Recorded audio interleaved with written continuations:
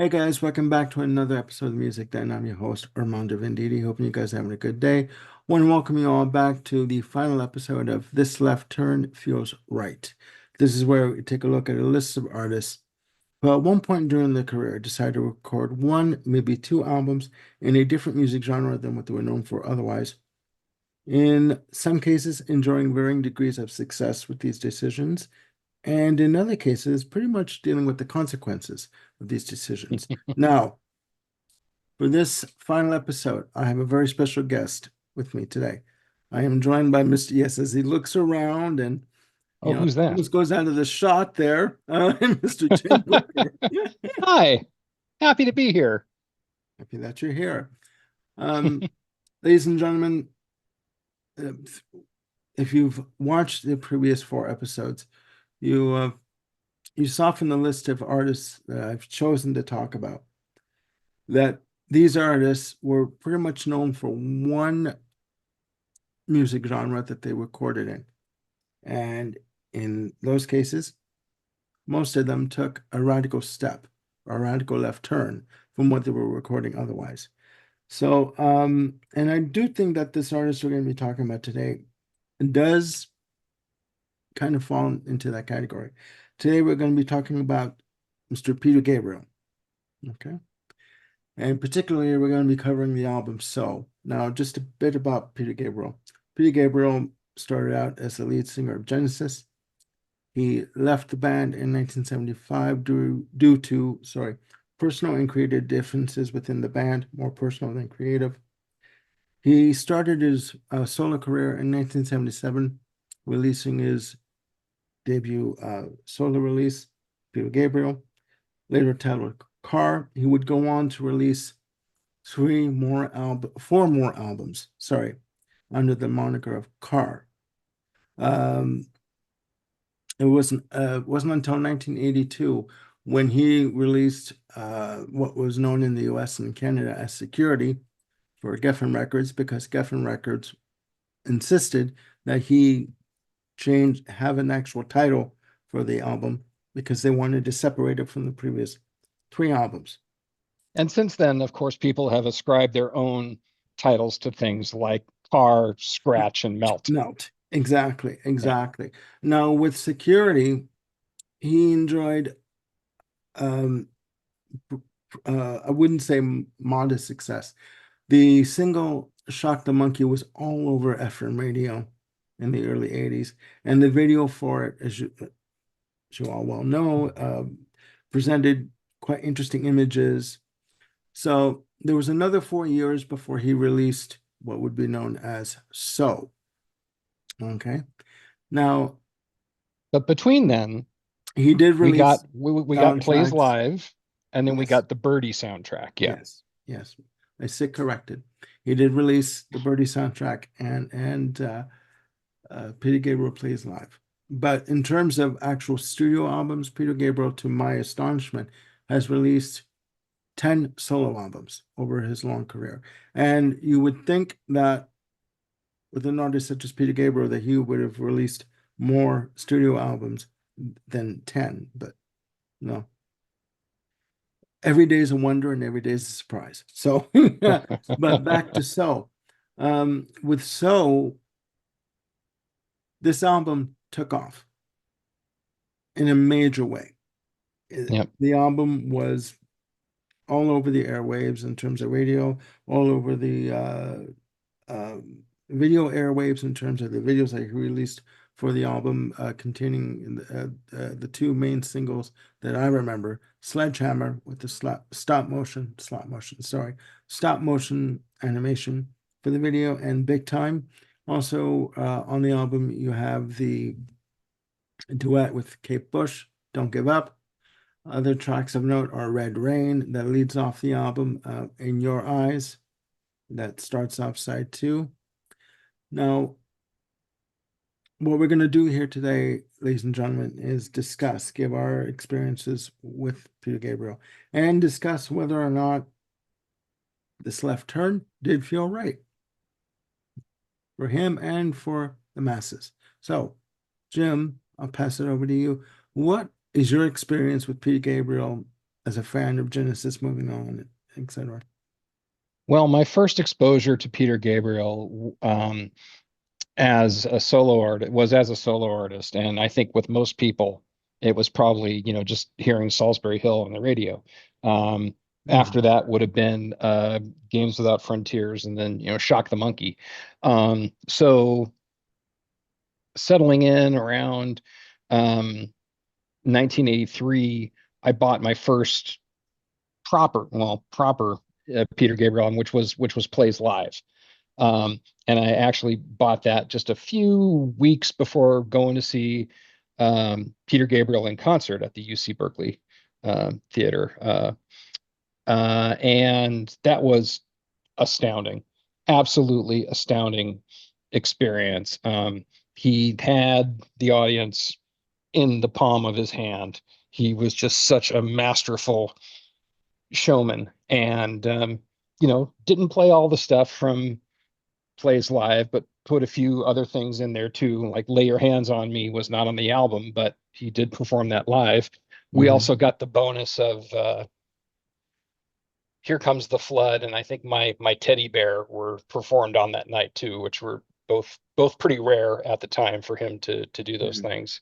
Mhm. That particular night in Berkeley was also, I think, a lot of people in the Bay Area will remember it as the show when Tony Levin kind of went off script on a bass part, and Peter Gabriel just kind of stopped and looked at him, and then looked to the audience and said, "Ladies and gentlemen, our esteemed bass player has how did he take it? He has performed what we technically call a fuck up." And Ooh, okay. but everyone kind of laughed, and it was one of those things that Levin tried to recover from and just couldn't. So Mhm. Mhm. anyway, that was very funny. Mhm. But anyway, so that was kind of my first, experiences with Peter Gabriel. Really caught the fever at that point, and then went backwards into the Genesis stuff. Uh, Bought Birdie when it came out, which is a fantastic soundtrack. Most of it is reworkings of stuff from either Security or Melt, but there are some new things in there too. Some tracks with John Hassel on trumpet, and also worked with David Lenoir on some of the textures and whatnot. Really, really good stuff. And that's kind of the direct Daniel Lanois is the direct connection between Birdie and So, Mhm. because Lanois went on to produce that. I think Peter Gabriel was considering like Nile Rodgers at one point, and a couple other people to produce So, but finally decided on Lanois. And boy, did he have an impact on it. Yeah. I remember when I can't remember if I heard Sledgehammer on the radio first or I saw the single first, but bought it and it was immediately like, wow, this is a left turn, but it's great. It's just totally great and groovy, and that, it's just undeniable how funky and catchy that song is just on its own. Mhm. Forget the video. This was Yeah. all just kind of looking at it in terms of the song. Mhm. Um, Flip side was great too. Um, Don't Break This Rhythm, which did not appear on the LP, um, but it was just a good kind of groovy, low groove track that felt more kind of like in the vein of Security a little bit. I mean, it's kind of like the in between point between Security and So, but it was a really good track. And having heard all that, I didn't at all consider um, like that Peter had gone commercial. Um, I'll stop there Mhm. until let you kind of jump in and Okay. catch No, up. well, I mean, I find it, just a little side note, I find it very interesting how the artists have talked about, including Peter Gabriel today. Um, how can I put this? Three of the artists had talked about wanted to go off into a different genre for at least one album to see, to try something different. Mhm. And all three artists at the end, like, a few years down the road, said that it was a mistake. Huh. It was a mistake, that it was not the right time, that it was not the right album for them to do. And again, timing had a lot to do with it. So um, I just find that very interesting. Hmm. That you spend 6 or 9 months creating music that at that time you feel is wonderful, and it's going to be, it's going to, this is the musical statement you want to make. And then you say a few years later that it's not what I wanted to do. Hmm. I mean, and I'll give you the examples. I mean, uh, on these series, I talked about no series. Well, it's a mini series. I talked about Queen doing Hot Space, where it was basically Freddie Mercury and John Deacon being the driving force of that album, and Roger Taylor publicly saying, "No, I mean, I had to acquiesce because it's a democracy, but it's not what I really wanted to do." At the time of release, almost, he said that. And Brian May saying that it was a mistake time-wise. With Kiss, they wanted to do a concept album. They wanted to be the darlings of the critics and the journalists and in the music press. And once they released Music from the Alder, they realized it was a mistake, a complete mistake. And Bowie, you know, um, he would later regret releasing Let's Dance because although he wanted the hits, he didn't want to be pigeonholed or boxed Hmm. into a certain genre that he wasn't comfortable doing. So it's like all these, most of these artists, Genesis is the only artist that went for the commerciality and dove in. They went skinny dipping in the lake of commerciality, and they loved it. They Yes, loved they it, did. you know. Although, Tonight, tonight, tonight, and Miller Lite, all for you. I mean, even though Phil Collins said there are certain things like on Invisible Touch that he doesn't like, looking back on it, they dove into that lake like, head first, and they had no regrets. Hmm. And Peter Gabriel, I mean, though I'm not sure if this has actually happened, but there was a rumor that he requested the video stations to not play the videos for Sledgehammer and Big Time anymore because they were being played ad nauseum, like on the hour, every hour. So I think Hmm. maybe he, at the end of it, thought, okay, you know what? I've done it. It really wasn't for me, and I'm moving on, kind of thing.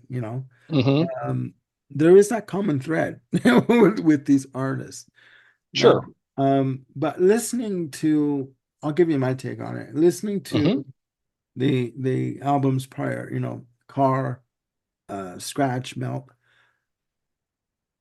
Insecurity. You know what? I do see it as a left turn, but not a major left turn. Yep. Considering what was like on Car and Melt and Security, you had the pop sensibility Hmm. in certain songs, but you also Yeah. had, I guess, what you call the art rock and progressive pop mood, especially on Melt, Oh, yeah. right? Hmm. I mean, for me, I don't see So being that far of a left turn in terms of what he was doing previously. No, I don't either. I know in reading interviews, um, subsequent to his experience in Genesis, that his early formative years included, enjoying a lot of soul music. I think Wilson Pickett is a name that stands out there, Otis Hmm. Redding. And if I kind of be a little creative with my ear, I could like picture I Don't Remember with a horn arrangement from Melt. I could maybe picture Shock the Monkey with a horn arrangement. I mean, it's not too far of a leap to kind of No. hear those those seeds in those songs. And so So while Sledgehammer was kind of a shock to people who really followed Peter Gabriel closely, it wasn't completely unheard of or completely, completely out of left field. It's just like, whoa, he went there and he, frickin' nailed it. Yeah, Um, yeah. And it's got to be mentioned too. So went on to sell 5 million copies in the US. This album was a monster. It was oh mammoth yeah. in terms of the sales and in terms of the commerciality of Peter Gabriel. So Um, let's talk about the commerciality for a minute, because I mentioned that the single for Sledgehammer came out in April, and the full album didn't come out until May May. N- 19th. Yeah. Yeah. Now, usually what happens is that the promotional machine just cranks into high gear. But you know what Peter did, for June of 1986? He went on the Conspiracy of Hope tour, which Yes. was, him, Sting, U2, Two. Yes. Jackson Brown, Joan Baez, Lou Reed, Yes, I and they did remember like that. six shows across North America. And Hmm. so, and I went to the show that was in San Francisco, the kickoff show. Peter did Sledgehammer and Red Rain, and he also did and he did four other songs, two from Security and two from Melt. Um, Probably I don't and remember. again, what's that? Probably I don't remember that. Yeah. Or Well, one of them was Biko because it fits in with the whole yeah. Amnesty International. Yeah. Exactly. Yeah. And I don't recall the other three songs, but again, he had the audience like right here. Everyone else was doing great. They were performing very well, but of the big three headliners, which was Sting and Peter Gabriel and U2, Peter Gabriel was the first of those three to perform, and he like set the tone Yeah. for the rest of the night. And again, this wasn't about promoting So. I No. don't even think he mentioned it other than saying, this is a song from the new album, and Yeah. Yeah. then going on from there. And it wasn't until, the summer that, the Sledgehammer video hit and then everything started going, straight to the moon. The tour for So didn't happen. I mean, it didn't come to the San Francisco Bay Area until December. So that was a good, what, 6, 7 months after release. And I don't recall wh where San Francisco fell in the full tour continuum, but yeah, he's not a conventional guy, and he's really going to go with his gut on what he wants to do. Not Hmm. only was that evident with the promotion, but it was evident with what he wanted to do with the music as well. I mean, think about what would have happened if the original plan for Don't Give Up came about. It would have been Peter and Dolly Parton. People would have been like, "Holy crap, Dolly Parton? Are you kidding me?" Yeah. Yeah. The video with him and Kate, and even forgetting the video, just hearing Kate's voice again. I think every red-blooded American male, around 21 years old like me, had a certain visceral reaction to that song, somewhere around the you know somewhere around swooning, Hmm. and don't know Hmm. if that would have happened with Dolly's voice in there. No. But No. again, that's how Peter heard the song. He heard it, with that kind of a vibe to it. So he Yeah. wasn't he isn't still, and he wasn't then a guy just to do something for the sake of a buck. No. No. I mean, in relation to with the comparison back to David Bowie, I mentioned how when Bowie wanted to record Let's Dance, because he had signed the new deal with EMI America, and he approached Nile Rodgers to produce, and Nile Rodgers thought, oh, okay, we're gonna do some, really avant-garde, cutting edge stuff like Low and Heroes and Lodger, and he was all psyched up for that. And Bowie sat him down and said, listen, I want a hit. I want to be on the radio. I want to be relevant. I want to be in the record stores. I want to be in the clubs. I want a pop hit. So that's what You they got set it. out to do. Yep. And, I mean, but I mean, with Gabriel, I think that you have both the eclecticism of his writing mixed with a very heavy, for this album especially, a very heavy sense of pop sensibility in terms of songs like Sledgehammer and Mhm. Big Time, especially, you know. Yeah. Um, And In Your Eyes, let's not yeah, forget that too. That's also a fantastic pop song. It's also got, a real deep kind of, spiritual leaning to it. And then, the other songs on the album are just kind of like, Milgram's 37 is just, it's very much cut from the cloth of like Melt. It's like, what is this? It feels very proggy. yes, Um, yes. And this is uh, the picture. this is the picture with Laurie Anderson, That's right. absolutely. That's right. And then can't remember the title. Mercy Street. I mean, Yeah, Mercy side Street two, Mercy almost Street. Yeah, is without, it's hard to ascribe a genre to that. yeah, It's just so in a place of its own, and it's absolutely stunning and gorgeous. yeah. And I think what some people do forget is Geffen Records and management focused on the singles. They did not focus so much on, or at all, this is the picture, um, or even to a smaller extent, in your eyes. They focused on Sledgehammer and they Yeah, focused on Big Time and Don't Give Up because of the yeah. duet factor. So, but again, like I said, I do find it very interesting how these artists I mentioned how they wanted to take these left turns musically, and then they Hmm. would later kind of regret what they did because it put them either out of favor with the fans or out of favor with the critics, Hmm. and they want to just shut that part of themselves off and not even talk about it anymore. Um, Sure. so, um, And so I think struck a fantastic balance of not only he did not alienate his existing fan base. There might have been people who like, well, I prefer my Peter to do this, but the fact that you've got, Mercy Street and Don't Give Up and Red Rain on this album make up for the sledgehammers and the big times. And yeah, you've got yeah, people with that kind of attitude. You've got, existing fans who are like, yeah, I'm down with this. This is all great. And then you've got new fans who are like, who's this guy? I've never heard of him before. What's with the exactly. dancing? What's with the dancing chickens?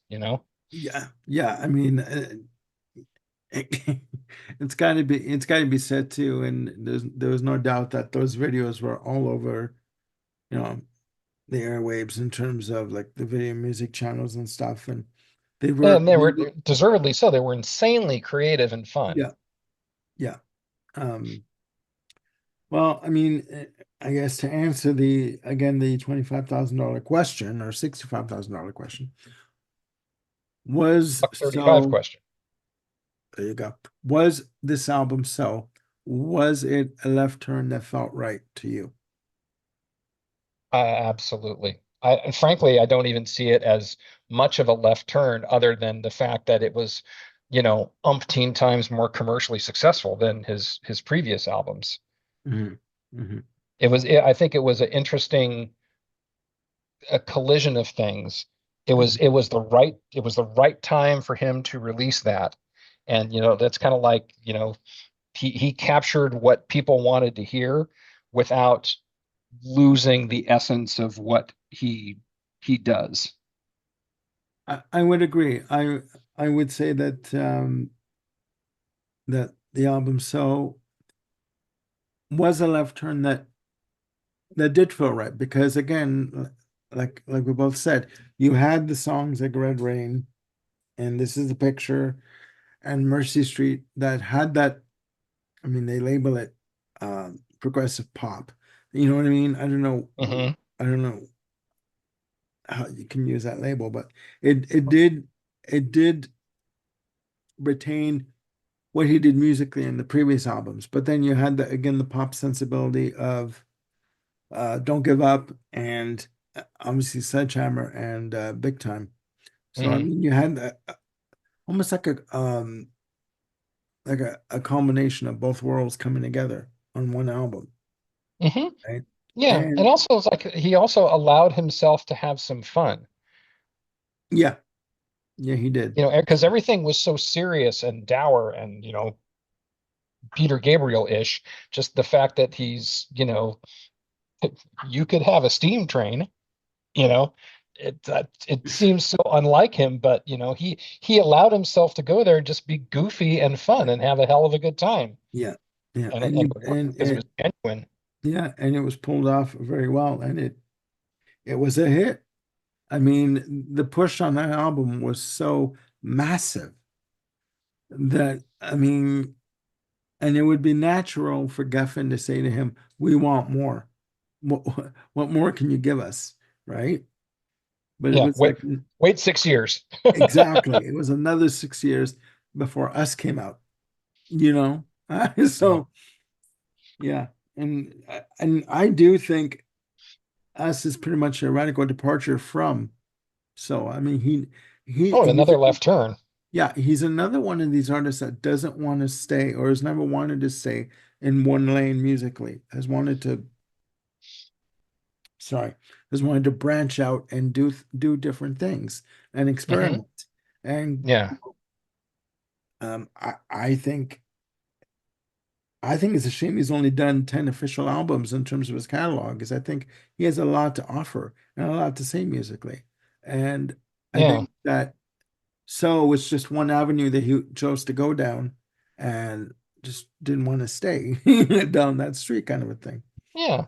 You And know, and he's got kind of I guess, a perfectionist streak about him. There's a he story is. within the making of So where he jokes about Daniel Lanois kind of locking him in a room and saying, "You're gonna write the lyrics to this damn song, and I'm not letting you out of here until you do."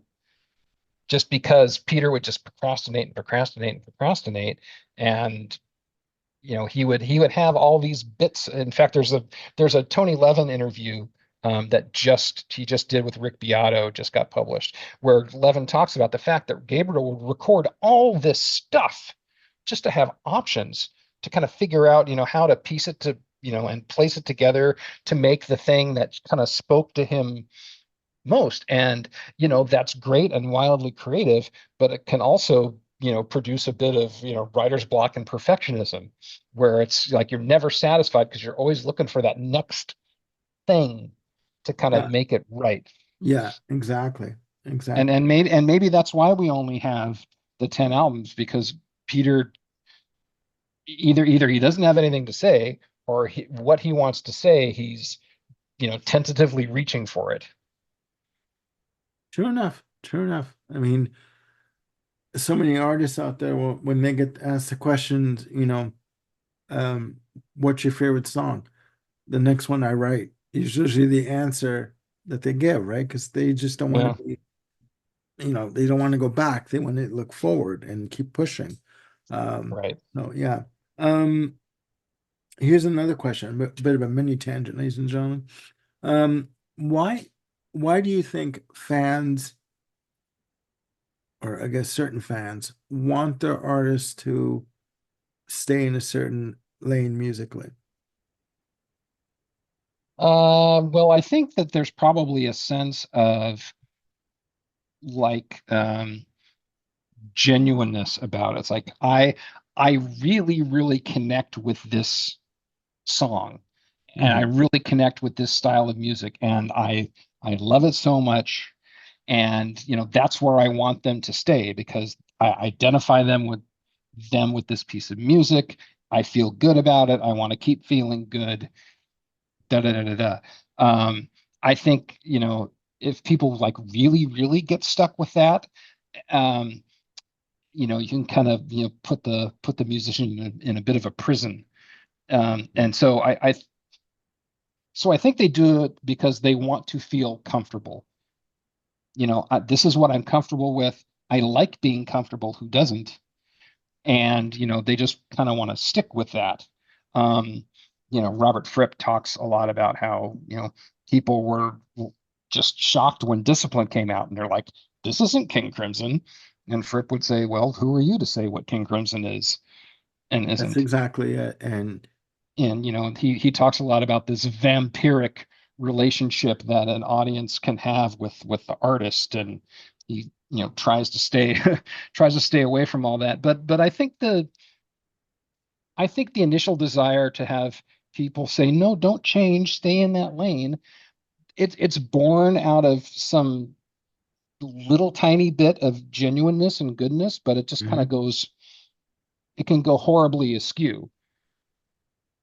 Yeah, I would agree. I think that people are more comfortable with what's familiar to them. Mhm. And if an artist wants to do something different, like, Peter Gabriel doing an album of, say, straight ahead, straightforward pop music, that they'll forgive a certain amount, but to go full born into pop, it would be sort of like a shock to the system that, most fans, or a good amount of fans, could not take. Um, Mhm. Well, there's probably a large amount of Peter Gabriel's audience that was turned off by an album of covers that was completely orchestral. And then followed by another album of Peter covering his own songs that again was completely orchestral. It's yeah. like, okay, what's the deal here? Well, that just harkens back to what I said on the premiere episode. That sounds so pretentious. On the first episode that I did of this miniseries, that when I said that, I support an artist, Peter Gabriel included, to write and record whatever style of music they want to record. That is Hmm. their right. That is their, you know, uh, it's what they want to do. So who are we to say that they can't do that? On the flip side of that coin, I also said that I do believe it's unrealistic for an artist to expect his fan base to like every single album that they release with the Yes. same loyalty and intensity as, say, album one to, say, album 20. It just doesn't happen. Yeah, Okay? absolutely. I mean, we've talked a couple of times about Pat Metheny. Yeah, You absolutely love Secret Story. And it's a that's my really good album. Bible. Yeah, that's my Bible for Yeah. Pat Metheny. Okay. So Yeah. yeah. And what was Yeah. the studio album that he made right after Secret Story? Refresh my memory. Zero Tolerance for Zero tolerance for Silence. no. Okay, yeah. And you can't pick a record that's like so 180 degrees from its predecessor than Exactly. going from Secret Story to Zero Tolerance for Silence. And for someone to just, I think it strains credulity that the majority of the fans would just say, hell yeah, that's my man Pat, that's great, good for him. It's I would imagine that most people were like, well, Pat, Yeah. okay, I get that you wanted to do that, hope you got it out of your system. Yeah, and yeah, let's get back to something that, that we all want. No, I get Yeah, that. the artist certainly has a right to go from, let's use Kiss for an example. I think they went from Dynasty to Music from the Elder, if I'm not mistaken. Well, Um, yeah, in the case of Kiss, and thank you everybody for joining in on this extended edition of This Left Turn Feels Right. With the case of Kiss, they they went from Dynasty, which was more of a pop rock or slightly yacht rock album, was with made for loving you, baby. Vinnie Poncia, who had produced Melissa Manchester in the 70s, and the Peter Criss solo album the year before. Um, they went from that to doing an album called Unmasked, which Ah, okay. tanked in the US. Uh, because that was straightforward pop. That was still in the pop vein. And their idea again to do the music from the Elder was, you know, let's do an album that the critics are gonna love. That they're gonna look at us and say, okay, we're serious musicians, you know, we know what we're doing. This is our version of the Wall kind of thing. It didn't, no, It did not happen. And But Kiss, did God bless whatever them. they wanted to do. No, I They did mean, whatever they wanted to do, and they have that right and that prerogative, just like the audience has the right and prerogative to say, I ain't gonna buy that. That yeah, stinks. yeah, no, no, it's true. It's true. Um, but I think that out of all the artists that I did talk about on this miniseries, that Peter Gabriel is the one artist that was able to combine again the pop sensibility with prog elements and Yep. combine them so beautifully, right, on this album. Now, Right. I mean, is so my favorite album in closing. Um, no, I would say if I had a choice, say between So and Mount, I would take Mount. Mhm. Yeah. Steve Lillywhite's production on Mount to me is just amazing, amazing. Bill Collins' drums on Phil Collins on Melt is Intruder, freaking amazing. yes, that gated drum sound that he started working on, I mean, it's It's uh all Pete and Steve's fault. yeah, and it's fair to note too that Hugh Padgham was the Yeah. engineer on the album. Yep. So I like So for what it is, and yes, it's a mega selling album, but if I Hmm. had my choice, I would pick Melt over it. Yeah, I have sympathy with that. I'm kind of torn between um Melt, Security, So, and Us. It kind of just depends on what mood I'm in Yeah, that day. But I think like a lot of people our age, got kind of burned thank out you for on that. So. Yeah, well, you and me, we're in the same old man boat here Yes, almost. yes, yeah, I know. So we kind of got burned out on So just because we were there at the time. It's like, okay, I hear Sledgehammer on TV again. Okay, here's that. And I listened to it for the first time in several years, or probably about 3 or 4 years ago, and I was just stunned at just how just objectively good it was. The the the sound, the performances, the composition, the sequencing on the record. I Yeah, mean, everything just is was fantastic. And yeah, and so I think it's good from time to time to take something that, we have either gotten sick of or gotten like overhyped about and just leave it on the shelf for a few years. Take it out again and just have an objective listen about it. give it a listen with fresh ears and see what you think of it again. And if the same feelings are there for the release that that were there years before, or can you listen to it and appreciate it with a new perspective, you know? Um, Yeah. And so for coming out in the middle of the 80s, while it has elements of an 80s sound to it, it doesn't sound dated. no, and it's an album that can be reproduced live. Yeah. We you don't need the samplers, you don't need drum machines to perform, big time or sledgehammer. You can do this instrumentation live, Yep. and give it a unique, fresh take. You know. So, all right, ladies and gentlemen, thank you for joining us for this extended edition of This Left Turn Feels Right. I want to thank Jim for joining me on this episode. It was fun. I always have fun with you doing these episodes because you challenge me, and actually, we challenge each other, kind of thing, in terms of the questions and the conversations and stuff. So, I ladies enjoy and it very gentlemen, much. Happy to be aboard with you. anytime, anytime. And we're going to be doing more shows in the future, ladies and gentlemen.